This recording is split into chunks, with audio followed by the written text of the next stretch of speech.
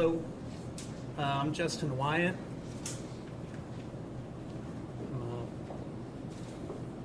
Thank everybody for being here today. I know, it's, not a good day for everybody, but today was a good day for victims. I don't know if today was justice. I don't know if today was closure. I'm not sure it was ever about any of those things for us. It would do this painful journey and injustice to say that this was one thing or another. It's been more than that could ever be labeled. Maybe today was a bookend for another day that happened almost 20 years ago with a whole lot of stories in between. I do know that I'm glad that our enemy is dead. Some battles we're forced to fight in life, and they can only have one ending. Make no mistake about it, we won that battle today. I believe this was the only way to end the nightmare my family has endured all these years. Nevertheless, has now come to its conclusion, and for me, a time to be cut completely free of all of this and continue on with our lives. AJ and Patsy Cantrell's legacy can now live on beyond all of this. My hope is that their memory can pull itself further and further away from this darkness and be seen in light once again, void of his name, which I'm not going to say today. It's not worth me saying his name. And that's ultimately all I've ever wanted, is to detach their memory from him. Unfortunately, this painful process has taken way too long to reach its conclusion here today. Unfortunately, many, many people are not able to be here with us today because this took too long. But they were all here.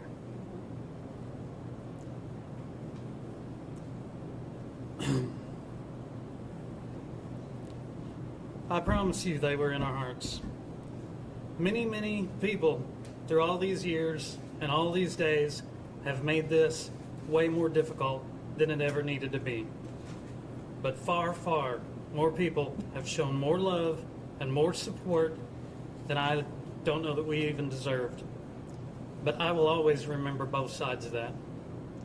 I want to thank everyone for their friendship, kindness, prayers, patience, and their love. Some have been with us through this whole thing, some early and some later, but they've all been impactful and important on our journey. And love to them all. Thank you. I just want to make a short statement. I don't know if everyone knows this. In the midst of this tragedy, before the trial began, my sister Linda was murdered by her boyfriend, shot in the head, and he then turned the gun on himself. So we had her funeral on Saturday and started the trial in El Reno for him on Monday. So we've had a double impact. A family of 5 and 3, killed by homicide. It's kind of unheard of. So we've gone through double the pain. And it's been a journey, a long, painful journey. And I don't believe in closure. I don't like people to use that word to me, because the only way we would ever have closure is if they came back to us, and we know that's not going to happen on this earth. But I know we'll be together again. And I appreciate my whole family for being here for me. I needed them, and my sister Marcia wasn't physically able to come, but we've been in touch with her, and she's in my heart all the time. She's right here with us. So thank you. What's your name? Deborah, Debra, Cantrell Wyatt. And AJ and Patsy were your parents? Yeah, my dad, mom.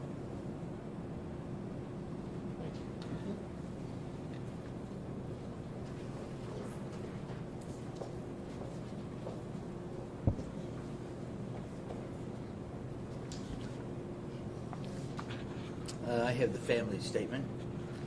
My name is Johnny Melton, and I have been asked to give this statement on behalf of the family of Patsy and AJ Cantrell.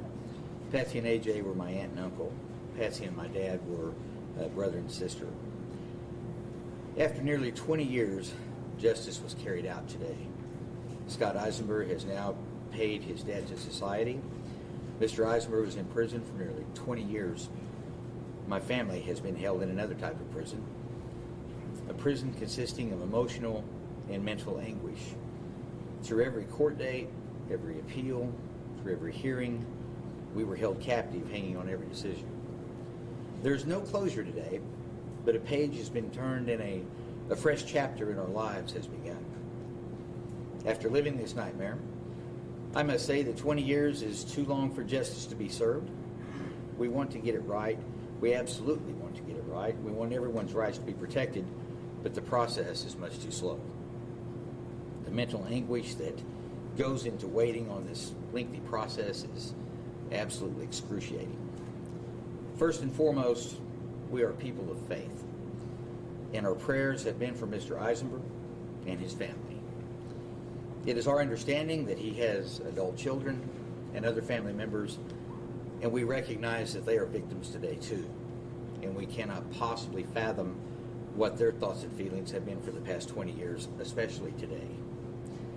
They too have suffered a great loss, and we pray that God will comfort them and bring peace. Our prayer has been that Mr. Eizember find peace. We pray that he has repented for his actions and was granted the gift of grace and accepted by his Creator. Today is not a day of celebration, nor is it a day of victory. However, it is a day of justice.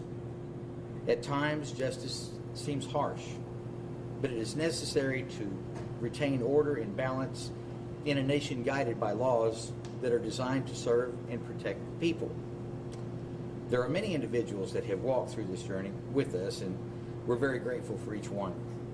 But first and foremost, thanks be to God for holding us up during our darkest hours. God has blessed us with many friends and family who have stood by us through this long and stressful ordeal. We found tremendous comfort from the phone calls, the messages, the cards, most of all the hugs and the shoulders offered to cry on when we needed that release the most. No words could ever express our gratitude. The folks at the Department of Corrections have been absolutely wonderful. They have made this very difficult process much easier with their professionalism and compassion toward our family. There are a number of people who were involved in helping us maneuver through this process. Karen Cunningham, who serves as the Victim Services Coordinator, as well as the entire staff at the Attorney General's office, were extremely helpful as they guided us through this course of action. We must also mention Assistant Attorney Generals Carolyn Hunt and Tessa Henry. The work and dedication that these folks have in serving the great state of Oklahoma is absolutely amazing. They truly have servants' hearts, and we are grateful for their service. We would also like to thank the Pardon and Parole Board for their service to the people of Oklahoma during the clemency hearing for Mr. Eizember. Their responsibilities require compassion for both sides, as well as level-headed, impartial thinking. We thank them for their courage and wisdom, as well as their empathy for all involved. Finally, we would like to thank the District Attorney's Office that served Creek County, the judge, and the members of the jury. They sat through days and days of testimony and evidence, and that was presented to them. Our family thought it would be very easy to come to a conclusion of first-degree murder for both Patsy and AJ. The fact that the only first-degree murder conviction was for AJ lends to the fact that this was not a kangaroo court. Mr. Eizember received a fair trial with competent jurors, and all the evidence was weighed and thoroughly examined. This is the first time publicly that we have been able to express our thanks to all of these folks, and we are deeply grateful for their dedication to the legal process. Our family has suffered for years because of this cruel and senseless murder that took the lives of my aunt and uncle. If we live long enough, we will all lose someone that we dearly love, but to lose someone to murder is a pain that no one should ever experience. They didn't have the opportunity to tell what really happened. With that said, my cousin Deborah Cantrell Wyatt has done an amazing job lifting their voice as she introduced them as the wonderful people that they were. Now that this chapter has closed, we will move forward and treasure the beautiful memories we hold in our hearts. In conclusion, I think something must be said about domestic violence in general. Something must be done to address this crisis in our country, but especially in our state. Before I go on, I must say again and repeat that we have another hole in our heart. My cousin, Linda Cantrell, would be standing here beside us today. But she too was a victim of domestic violence and was murdered by her boyfriend before he took his own life, only days before the Eizember trial began. This insanity must stop. Our prayer is that God can create something good from all of the darkness and sadness that surrounds us. Statistically, Oklahoma is one of the states leading the nation in deaths as a result of domestic violence. 1 in 4 women will experience domestic violence in their lifetime. It must stop. We are better than this. I wish I had the answer, but sadly, I don't. We need to take a serious look at the fabric of our society as it pertains to mental health. There are not enough avenues available for folks that need help and this must be corrected. This crisis will never end. It will only get worse. We need to educate our young people. We need to teach them how to identify danger signs in relationships before it turns violent. It starts with us. If you have a daughter, educate her. Tell her very clearly that if someone shows their hand and indicates that they could become physically aggressive, do not ignore it. If someone shows you who they are, believe them. Get away and report it. Bad behavior that can lead to violence must be exposed so that individual can get the help that they need. I know this is going to be a controversial statement, but I believe it to be a fact. It's the abuser who needs the help. They need it when they're young. By the time the victim needs the help, it's too late. We must somehow learn to identify potential abusers and get them the help that they need before destroying their life and perhaps in someone else's. Thank you for your time.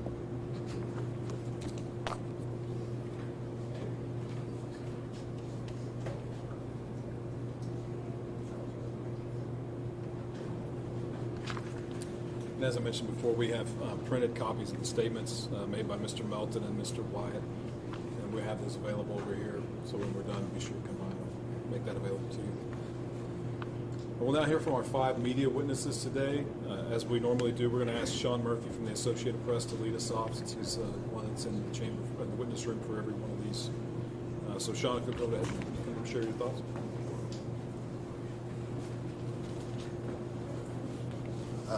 Yes, my name is Sean Murphy. I'm a reporter for the Associated Press here in Oklahoma City.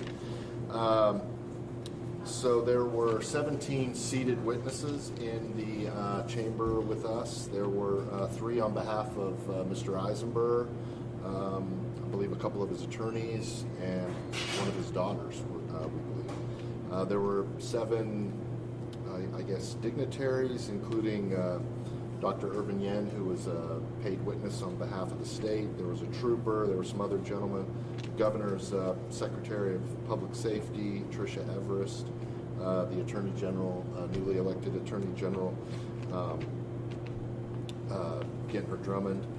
And inside the death chamber, there was obviously Scott Eizember, the Reverend Jeff Hood, and the Chief of Staff, Justin Ferris, and then there was a security gentleman in there as well. The curtains lifted at 10 a.m. and Ferris read the death warrant and then asked if he had any last words. His last words, as he was strapped to the gurney, quote, "I told the truth. I cannot convince everyone I told the truth, obviously. The court also said I told the truth. For those people out there who don't seem to want to tell the truth, that's on them. That's on their head. I'm at peace. My conscience is clear completely. I love my children." It took about a minute, and the execution began. He mouthed. He did carry on a conversation, as we indicated earlier, with his spiritual advisor inside the chamber. The microphone was off at that time, so we couldn't hear exactly what was said. He did mouth, "I love you," to, I believe, his daughter, who was seated in front of us. Licked his lips. I saw him clench his fist. At 10:04, his eyes closed. His breathing was still labored at that point. I call it hitched breathing. At one point, the spiritual advisor removed his glasses, appeared to wipe tears from his face. I did see at 10:06, I did see bubbles in the IV, where you could see the fluid coming in. And at 10:07, the doctor or the execution team leader entered the chamber, shook him. I heard him say, "Scott, are you with me?" And you could hear the inmate snoring, and then they announced he was unconscious. At 10:09, I saw that he was still breathing, although labored. He appeared to stop breathing at 10:10, and the color in his face changed. It became more like a purplish color. At 10:14, the doctor entered, used a stethoscope, shined the light in his pupils, and he was declared dead at 10:15. Director Hart came in and said the execution has concluded, and the curtain was lowered. So, any questions? All right.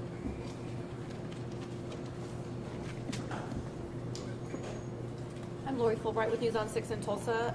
Yes, I have the exact same timeline that was just recited, as well as the statement as well. One thing that many of us noticed was the security person next to the spiritual advisor never looked anywhere else but the security advisor. He didn't look at the crowd. He did not look at Scott Eizember. He did not look at the wall. He did not glance at the floor. He always kept his eyes on the spiritual advisor and stood within a couple of feet from him as he was reading from a book and reciting some things, had his hand in the air at some points. His hand was shaking at some points while he was holding the book that he was reciting from. So there were never any issues, but we could tell that the security guard was very task-oriented and focused on his job today. But everything else, the chest stopping, the shallow breath starting around 10:08 and then stopping around 10:10, all of that is the same. Anybody have any questions for me? You were mentioning that the spiritual advisor, he was reading against also. He was. He had a book of Bible, I'm not sure what kind of, but a book of some sort in his hand. He stood there with his arms across his chest while he talked to Scott Eizember for a while, and then when he started to close his eyes, he started reading from the book. He put his hands on his nose and pinched his nose for a while, might have been wiping away a tear, but yes, and then read to the very end, pretty much was reciting from this book until the pronouncement of death. Was he more animated or vocal than other spiritual advisors? I didn't think he was particularly animated. He was just reading and reciting. Caitlin Ogle from KFOR. Hi there. I had the same notes as Sean and Lori. The young lady in front, she had very long brown hair. She appeared to be his daughter. Before the execution began and before the curtain rose, she did shed a few tears. When the curtain rose, they looked at each other. Eizember and his daughter, they looked at each other, they smiled, and they nodded a few times. And as Sean stated earlier, he mouthed, I love you. I can't remember if that was before or after the mic was shut off. But at the end of his statement, he did say, my conscience is clear completely. Eisenberg said, my conscience is clear completely. I love my children. And they nodded at each other again. And when everyone was leaving at the end, the daughter said that she thought it was funny that his mic was on while he was snoring while he was unconscious. That's all I have. Does anyone have any questions?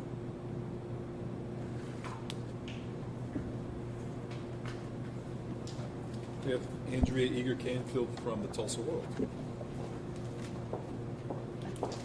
I think everybody else has covered all of the notes that I took. I will say, I did think that Mr. Eizember was speaking to the attorney in the furthest seat and not his daughter. And the attorney next to the daughter held up his hand at some point and said something to Eizember the last time that Eizember looked over at him before they, before he was unable to move. So I thought he was communicating back and forth with an attorney, and then there was the daughter, and then there was another attorney. For whatever it's worth, from my vantage point, he seemed to be looking further in the corner, and I looked down at the daughter to see if she was mouthing anything to him. She wasn't. Only the attorney in the far corner was. was, for whatever that's worth. Does anybody have any questions for me? Thanks. Our last media witness that we'll hear from today is Dylan Goforth from the Frontier. I mean, we pretty much covered everything. I think the only thing I would say that I noticed was different this time from the other ones I've witnessed is the consciousness check was a little bit simpler. It was just, speaking to him, checking his eyes. In the past, they would grab they're strapped in with a harness. They would grab the harness and shake them maybe to make sure they were unconscious. And they didn't do that. He declared him unconscious just with the eye check, it seemed like. So kind of speaking to him. That was the only thing that I noticed that was different today than the other ones that I've witnessed. Everything seemed pretty routine, went the way that they've gone in the past.